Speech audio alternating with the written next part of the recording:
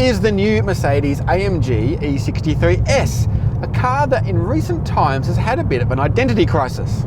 You see, for years Merc's fast E-Class has lived in the shadow of the BMW M5. It's always had plenty of power and usually better comfort and refinement, but when the going got tough and the road got twisty, it's definitely been second best.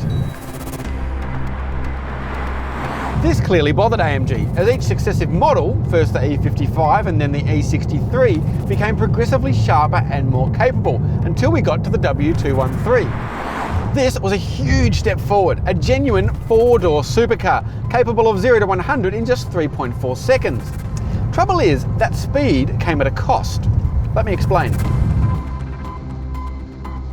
While the E63 was as potent a sedan as we'd ever seen, and a brilliant AMG, when it came to being a Mercedes, there were a couple of rough edges. You could always feel every lump and bump. Impacts would buzz and thud through the body structure, and it always felt like it wanted to be going flat out. Like I said, that's fine for an AMG, but the E63 also has to be a $250,000 luxury Mercedes. It's the 90-10 rule. Some customers probably love the new car's attitude and happily put up with the slight everyday compromises 90% of the time for its undoubted ability when driven hard 10% of the time. But I suspect others weren't quite so keen. The tagline for this car, the facelifted E63 S, is comprehensively updated exterior, interior and ride comfort. Is that an admission that the previous car was a bit too focused? Not as such, but it's telling that a number of AMG's recent models, primarily the facelifted C63 and new A45, have been much softer than their predecessors. There's been a nip and a tuck to the front and rear styling, which makes it a bit easier to differentiate the E63 from its smaller C-Class sibling, but you can make up your own mind on the looks. But it's inside where the real change has occurred. Where to start? In the E63S, you now get this pair of massive 12.25-inch screens. The instrument cluster can display a number of different styles and all sorts of AMG data, while the central touchscreen now uses Mercedes' latest MBUX infotainment system. You can use this touchpad, but the idea is that virtually every function can be activated using voice control, simply by saying, "Hey Mercedes." How may I help you? Increase temperature to 24 degrees. I have set the temperature on the driver's side to 24 degrees. Voila. The final piece of the interior puzzle is this crazy new twin-spoke AMG performance steering wheel. Now, it's not as daunting as it first seems, but man, there is a lot going on here. So the top spoke controls the screens, the left side handling the infotainment, and the right the instrument cluster. Now, buttons are deemed old hat, so instead you have these new capacitive controls that, in theory, you just swipe around. In practice, it doesn't work quite so well, being a bit hit and miss as to whether you get your desired result. It's not the end of the world, as the central touchpad works okay, and you don't need the same level of fine control to swipe through the instrument screens. Below that, you've got the phone and volume controls on the left and the cruise control on the right. Pretty self-explanatory. While down the bottom, we have the vehicle controls. Now these are cool. On the right, there's the drive mode controller. Now, I might be weird, but there's something very satisfying about this movement. On the left, you can adjust various functions. Simply press to go through ESP, suspension, exhaust, gearbox, AMG dynamics, and you just click these little ears to select on and off. I have one pet hate though, and that's massively thick steering wheels. BMW is a shocker for it, and sadly the new E63 has joined the trend. Now, I'm not going to say it's a bad thing, as it's partly personal preference, and I have quite small hands. But ideally you just want to gently guide the car, and massive wheels always make me feel like a gorilla. Anyway, exterior, tick. Interior, tick. What about that ride comfort?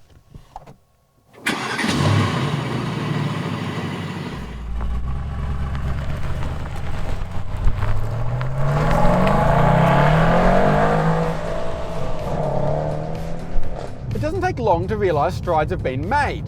The E63 isn't suddenly a magic carpet. In fact, even in comfort mode, it's still quite firm. But that's okay. All you want in a car like this is for it to take the edge off bumps so you can relax on a long drive. And that's now the case. This is the strength of these kinds of cars. Yes, I have 450 kilowatts under the bonnet to embarrass supercars at will, but I can also cruise along in relative comfort with just 4 cylinders working to save fuel, a heated massage seat, and the latest active safety kit. On that, this new steering wheel actually has pressure sensors all around the rim, so it knows where your hands are. It means you don't have to constantly wiggle the wheel to keep the lane assist active. Just one of many things that makes Merc safety systems some of the best in the business. However, there are a couple of issues, specifically around low-speed manoeuvring. Unless you're really smooth and patient with the throttle, the 9-speed auto can get a bit grumpy. Instead of your usual torque converter, it uses a wet clutch arrangement. So even though it's not a dual clutch, you kind of have to drive it like it is. The biggest issue though is when you turn at parking speeds, you get this shuddering through the wheel, like the front wheels are skipping. It's due to the front end suspension geometry, and while AMG isn't alone in this, all-wheel drive Porsches do it too, among others, it feels pretty nasty. So the E63 isn't at its best going slow. Thankfully, it's good at going fast. Really fast.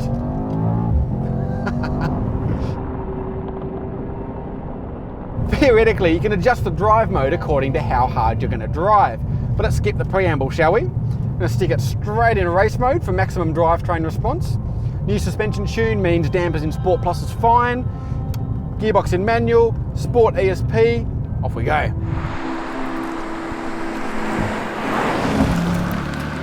I was a huge fan of the W212 E63 S, the last rear drive model, and in some ways I still think that car had more character than this one, but in terms of performance, it's absolutely no contest. All-wheel drive makes this a massively quicker car, and the 4MATIC system is really impressive. Essentially it feels mostly rear-wheel drive, but with unbelievable traction. With the previous E63s and the current C63, you had to be so gentle on the throttle, whereas now you can use all 450 kilowatts.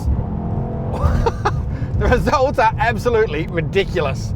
Obviously there's masses of torque, but unlike some turbo engines, the top end is absolutely ferocious.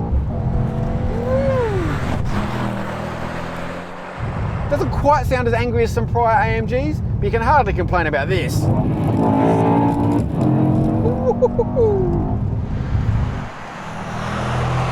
It's a well-worn cliche that a big car like this shrinks around you, but the E63 really does. It still feels big, but only because of its actual physical size, not the way it handles. Turn the wheel and whoomph, the nose responds. You still have to be a little careful on the throttle, as because it rotates so well and is still quite rear biased, the tail can step out. But you've got to be trying pretty hard. The brakes are awesome with good pedal feel, but a special mention has to go to the gearbox. Anyone who's driven a relatively modern AMG will be familiar with having their downshift requests ignored, but this latest 9-speed, you ask, it delivers. This thing is unbelievably capable, especially in faster bends, though it doesn't take too long at all to run out of speed limit. Oh, for an Autobahn. But is it better than an M5? Honestly, it's too close to call without driving them back to back, but they are different in personality. Funnily enough, I'd say it's the BMW that's now the softer and more rear driven, whereas the AMG is the more aggressive of the two. However, by dialing it back ever so slightly, or more accurately expanding its bandwidth, the E63 no longer has an identity crisis. It's still a monster AMG, but it's remembered how to be a Mercedes as well. If you want to see more performance car reviews like this, leave a comment down below, hit like and smash that subscribe button.